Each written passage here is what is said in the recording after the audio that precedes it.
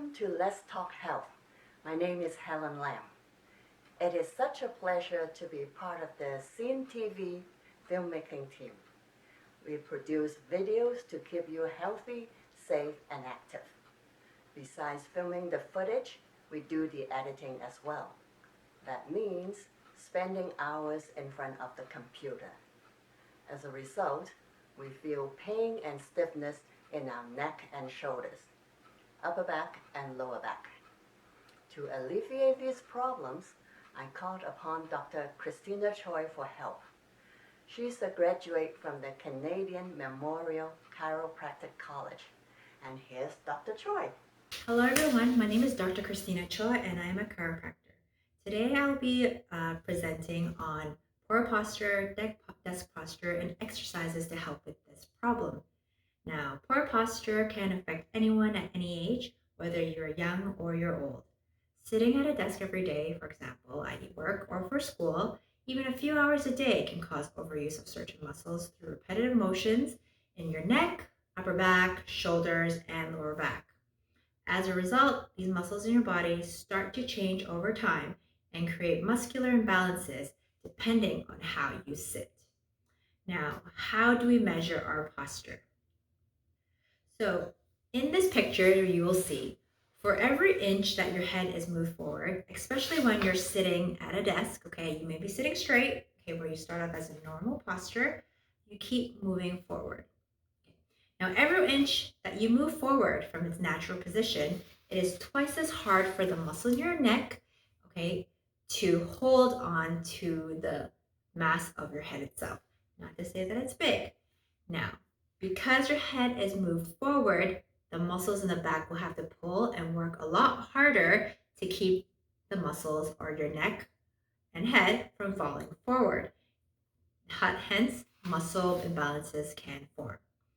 Now, if the poor posture continues over time, this moves to an imbalance from not just the top of your head, but to the neck, as well as to the lower back. Now, what is the recommended sitting posture? Now, recommended sitting posture is sit up straight, okay, head back, shoulders natural position, okay. Now, as you can see in this image, this is an example of how you should sit if you were sitting at a desk or even working at your dining table, okay. Your head would be straight, ideally eye level with your computer. Then you would have your arms on your desk, where your arms and your elbow is at 90 degrees. Then your back is actually seated in your chair, tucked all the way back, supporting the natural curve of your lower back, with your hips also at 90 degrees.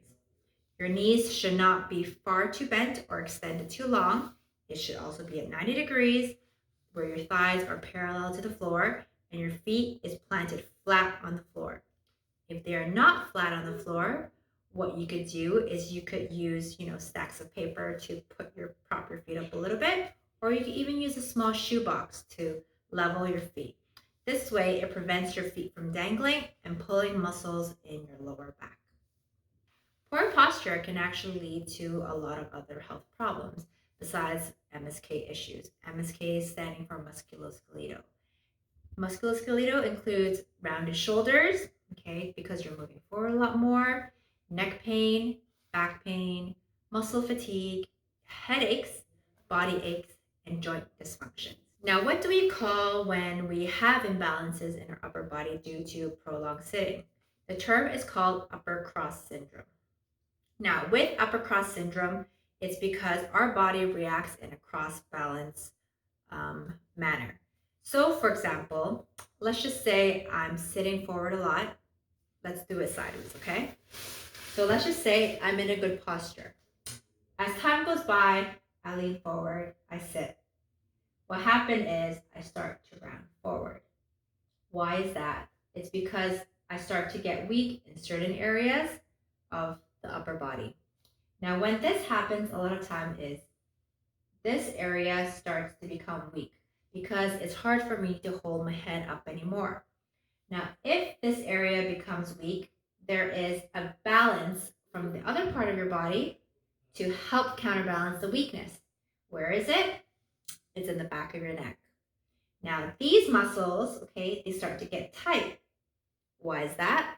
That's because it's working hard to keep your head up as much as possible and from preventing your head from falling forward. So, for example, if these muscles in the back are not working, what will happen? Your head will plump forward. So, it's working extra hard to help prevent your head from falling forward. Now, when these muscles are tight, okay, we look at the cross angle of the muscles from the neck. It usually goes like this. If my front muscles are weak and my back muscles are tight, that means the chest muscles are tight. Why is that? Computer. Every time our hands are pulled forward or every time we do certain things, our chest muscles, our front muscles, are the ones that help hold the arm in place in the front. This ends up being overworked. Now, if it overworks, it pulls us forward. And if it pulls us forward, it gives us our slumped posture. Now, when our posture is so slumped, that means something on the opposite side is not working well or it's very weak. And those are our mid-back muscles here. If, for example, these muscles are very strong, let's just say right now it's weak, causing me rounded shoulders. If I exercise them and they become strong and tight, what it does is it pulls my shoulder back and keeps my posture straight. So it is a little complicated how upper cross syndrome is described. But as you can see from this image here, this shows where certain muscles are weak and certain muscles are very tight. Now, it's a cross because there's always imbalances, and if there's imbalance, one part of the body will try to correct itself. Does that sound familiar? You can be a posture police and remind your loved ones if you see them with poor posture. In the next episode, Dr. Choi will show us exercises to strengthen and stretch the weak muscles for the upper body. Stay tuned and remember to subscribe to our channel and click the bell to be notified when the next video is uploaded. Thanks for watching.